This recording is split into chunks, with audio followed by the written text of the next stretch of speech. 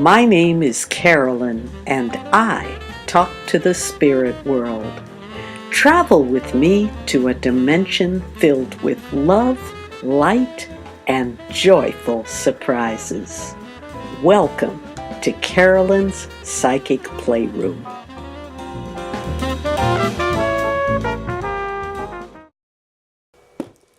Hi, everybody. Welcome to my playroom. My name is Carolyn, and I hope that you guys have had a wonderful month.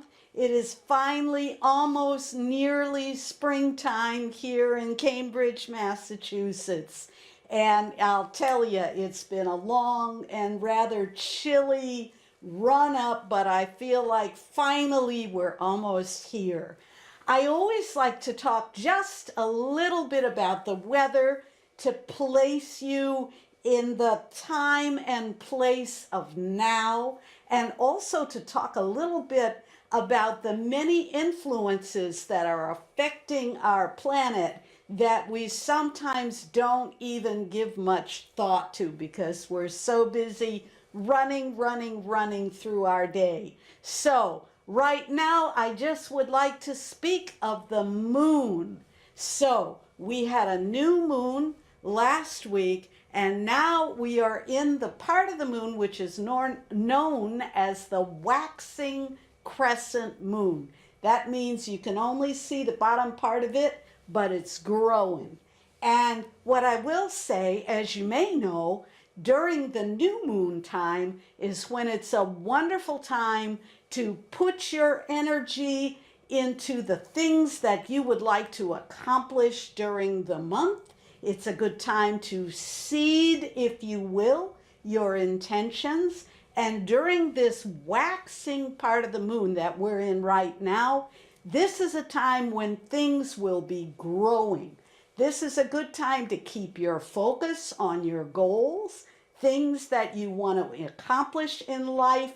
Allow the energy of the moon and the stars to help you to grow. So this is a time of growth, and make sure to stay focused. It's easy to be distracted, especially now with spring. I know many people have graduations, they have busy times, they have family, they have final exams, all these things. But if you have long-term goals that you've been seeding, be sure to give them a little bit of attention during this time because the energy of the moon is favorable for growth. Okay, so I am really excited this month because I have a very wonderful guest on the show, and I'm getting ready to pull up her interview right now. This lady, her name is Lorna Hines, and she is, like myself, a psychic and a medium. But she also works particularly in the area of trance mediumship, meaning she goes into a zone to do what she does. And she's a teacher, she's a leader, and I'm honored to say that Lorna and I are going to be doing a very special event 1 month from today, June the 9th, in New Jersey. So if you are in the New Jersey area and watching this, it's going to be in Teaneck, New Jersey. I have all the information for you. If you will, write me at psychicplayroom@gmail.com, and the address is at the end of the program in the credits, psychicplayroom@gmail.com. I can give you all the information. For now, I would like you to have a chance to meet Lorna and see for yourself what an amazing fountain of energy, knowledge, and enthusiasm she is. I know you're really going to enjoy this interview. So here we go. Hi, everybody. Carolyn Wilkins here, and I'm thrilled to have joining me in the Psychic Playroom today my very good friend, the medium and wise woman extraordinaire, Lorna Hines. Say hello, Lorna. Thank you. Hello, Carolyn, and hello to your audience.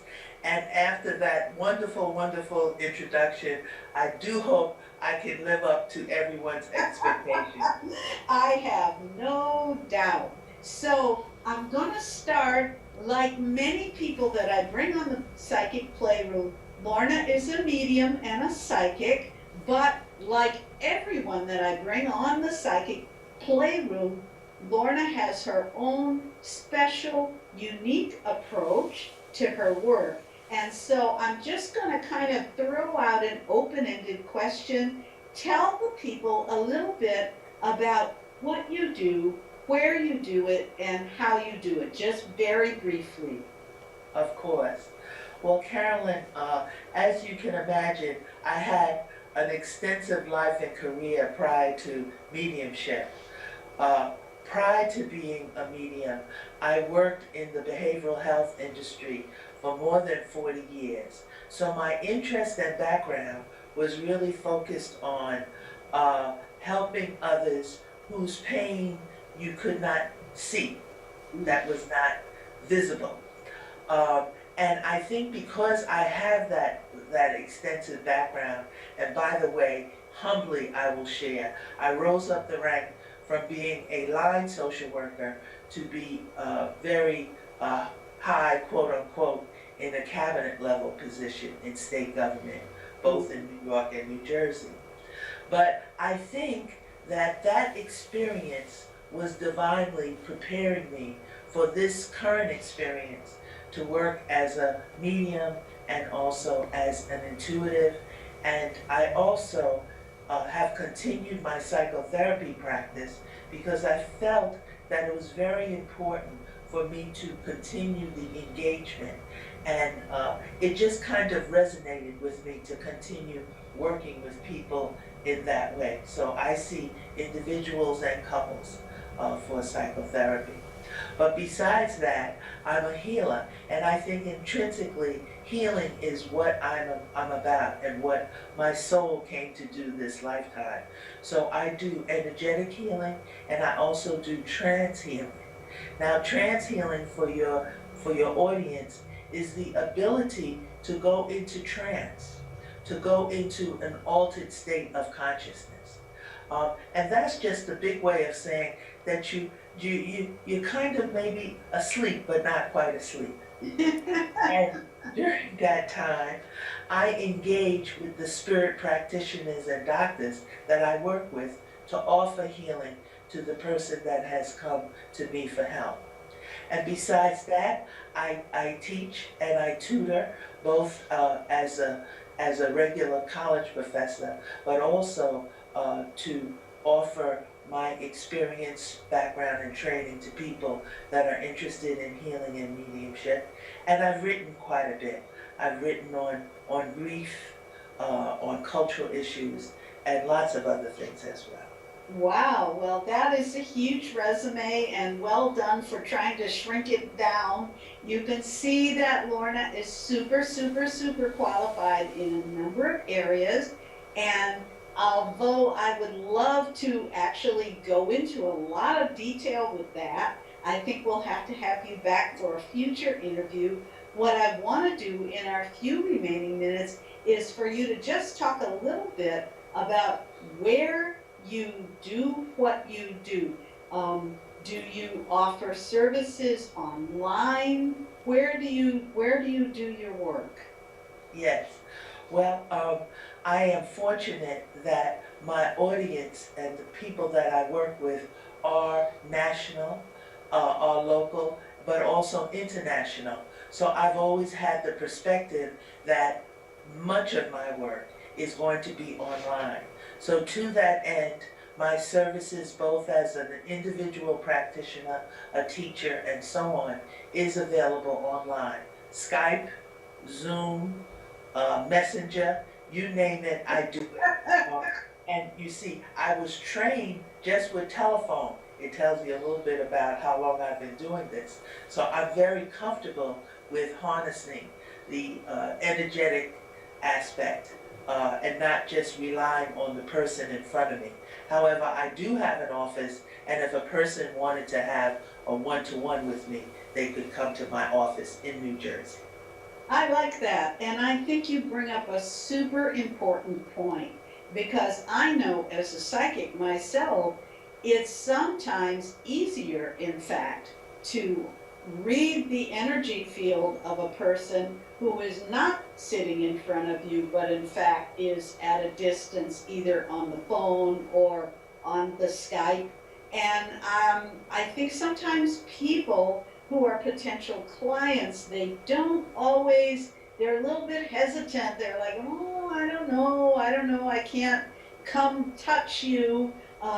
But actually, the energy field is something that supersedes time, space, and distance. So I'm glad you offer your services and that way online. So what I'm going to do is I'm going to put a little scrolling thing along the bottom here so people can see your name. We're not allowed to give out websites per se, but people can Google you, right? And what would be the best way for them to find you on Google? Can you spell your name for them? Certainly. My name is Lorna J, initial Hines. So it's Lorna, initial J, and then Hines, H as in Harry, Ines. And when you Google that, my website information will come up. Perfect.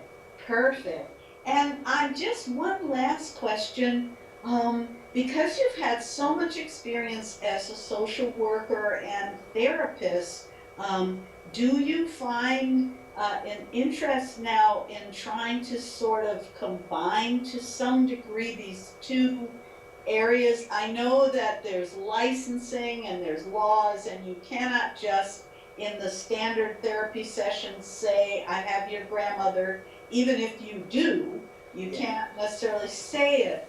Yet, I feel that there is a time coming where people are going to be interested in a more spiritual approach to social work and to therapy in general. And just very quickly, I'm very curious of your thoughts on that. Well, I think it might be something in the future. You know, once upon a time, we didn't practice things like EMDR, which is a way to help people that have suffered trauma, because it didn't have a flow with the traditional talk therapy that we were used to. And perhaps some of the people that come after me will devise a theoretical approach that combines both ideas, because truly we should be thinking about all sorts of different alternative ways to engage people and help people in the best way possible. But for me personally, I keep the two career paths separate.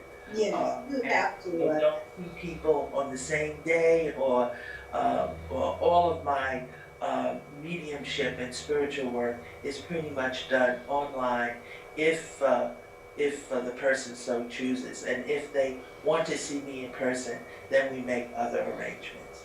But the future is very bright, I think. People's consciousness is expanding on this, and understanding there are lots of roads for healing. And so to that end, I'm looking towards the future. Oh, what a great answer. And what a great ending wrap up to our little conversation here. This is great, and looking to the future. So there you have it, Psychic Playroom friends, Lorna Hines. And as you can see, she's a woman who wears many hats successfully. And I think, even though she does, of course, as a true professional, keep everything separate, there is also the expertise, the wisdom, the life experience that she is going to bring. If you seek her out for a mediumship appointment, she brings her wisdom with her, no matter what the label, that we might put to it. And so it has been my great pleasure to have you as my guest, and I hope to have you back again. Lorna Hines, thank you so much. Thank you. And there you have it. Is she not amazing? So, as I was talking there in the interview, I realized that I wanted to have put the scrolling thing on there with her name, but I'm just going to spell it for you. Lorna, Lorna, initial J, period, Hines, Hines. And as I say, I am going to have the great honor of doing a live mediumship event with her in New Jersey, Teaneck, New Jersey. If you're interested, please write the psychic playroom at gmail.com to find out all about it. Okay, so that now brings me to the next section of the program, which, as you well know, is where I answer psychic questions that people have mailed to me during the month, and I choose two. So the first question comes from CL, and it is about the relationship between her daughter and her daughter's boyfriend. And I think the question is, what is the state of the relationship? Is it a good thing? Is it not a good thing? So first of all, before I answer, it's really important as psychics that we are aware that people always have their own free will. People always have their own choice. And powerful as I may be as a psychic, I cannot go in and make my daughter's boyfriend do something he doesn't want to do, or make my daughter do something she doesn't want to do, or alter the course of a situation.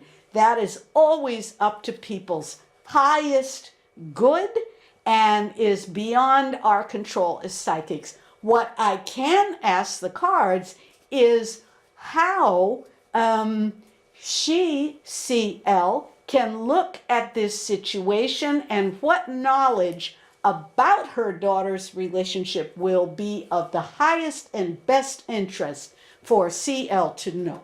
So that's what I'm going to ask the cards. What does CL need to know about the relationship of daughter and daughter's boyfriend? I've been kind of shuffling the cards. As you know, I use the Akashic Records Tarot deck, a gorgeous deck with beautiful pictures. I'm now shuffling them. And what I find is that the pictures have a way of opening up my psychic facilities and allowing me to then go further based upon the picture that appears in the card. So what does CL need to know about the daughter and boyfriend? I'm spreading out the cards and let us see what happens. I'm pulling one, and this one is Uriel and the Sphinx. Now this is a very interesting relationship. To me, I am seeing the daughter here as kind of looking towards a little bit this boyfriend who is here. It says to me in my mind, I feel that she looks up to him a great deal, and he's a little bit mysterious. I feel he may be a little bit unclear in terms of his intentions, which is probably why, CL, you're asking the question. It's not entirely clear. He is definitely not what I would call an open book. And your daughter, my feeling is, looks up to him tremendously, and perhaps a little bit too much. And I would say that it's important that your daughter keep her eyes open and not allow herself to be too swept up in the mystique and magic of this person, because I do feel he's very charismatic. He's probably quite handsome. She looks up to him, but he's a bit of a riddle, which is why Sphinx is coming here. I'm going to quickly pull one more card. And this card is Adsum. Adsum is a magic word, something like abracadabra. The girl in the picture is looking in a book of spells, and she is surrounded by angels, guides, and helpers, both in the physical world here and in the etheric world. And what that says to me is that whatever is going to happen in this relationship is going to happen quickly. I think very soon you are going to receive concrete evidence as to the true nature of this guy, and it will be revealed. The idea that it's coming with the Adsum says to me that it is going to have a benefit for your daughter regardless of how it turns out. It's going to be an important learning experience for her. It's going to happen rapidly. You, CL, should not worry and get yourself too stressed out about what's going to happen, because the end result is going to be for the highest and best good. So the mystery that is there right now is going to open up very soon. I would say certainly by the end of the summer. So that is my feeling on that situation. I hope that this is helpful for you. And I'm going to go on now to my next question, which is from EJM. And her question is a career question. And her question is, will I return to the theater? I know about you, EJM, that you were an actress very seriously when you were much younger, and that in the meantime, years have intervened and other plans and other situations. And now, of course, you're asking, will you be returning to your earlier career? So let's see what the cards have to say. And once again, to remember that they always bring the highest and the best for you. I do not believe in reading cards that are doom and gloom in any way, shape, or form. Okay, so what does EJM need to know about the career prospects in the theater? Okay, so let's shuffle the cards and let us see what we can bring. And I'm going to shuffle them one more time very quickly, because I want to make sure.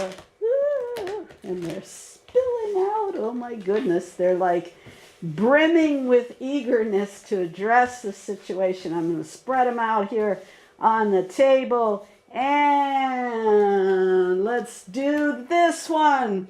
Interesting. This is the Five of Scrolls. It says diversity. Okay, now what that says to me, and I see if I'm looking at the picture, this is kind of a very cool picture for an actress. Look at this. It's a lady. You could almost take that she's reading from a script. She has a scroll. She's standing up as if presenting and or even declaiming, and it's called diversity. What that says to me is that although it may not return to being a full-time, completely all-engrossing life as it was for you in your younger days, you will have an opportunity to be involved in theatrical pursuits, in theatrical activities as part of the greater diversity of your life. Your life is at a different phase now than it was then. You have different responsibilities and different things. However, don't feel that the theater has to be all or nothing, that it's either I'm in it 24/7 all the time like it was when I was in my 20s and 30s, or it's wash out, nothing. No, diversify. Find ways to be involved even in a part-time way. Maybe you do one show, one event, one commercial, one thing. Then some time passes. Then something else. So I think the quick answer to your question is yes, you are going to return to the theater again. It may not be full time, but as part of a full and rich, diverse life. I'm very quickly going to pull up one more card because I've got about half a minute. This is the Oracle of Delphi. She is a priestess. She is a prophetess. And it says to me that in your heart of hearts, you are aware. Your inner spirit is calling you once again to be involved in things. Pay attention to your intuition, to your spirit, because your spirit is calling you and will help you to make choices in terms of what is going to be the most important priority. But yes, theater will definitely be involved, at least as a part-time enterprise. All right, beautiful people, we are almost out of time. As always, it has been my great pleasure to share this time with you on the Psychic Playroom. I look forward to speaking to you next month, and I say bye for now. Thoughts are things with the energy to make life better for you and for me. Touch the light.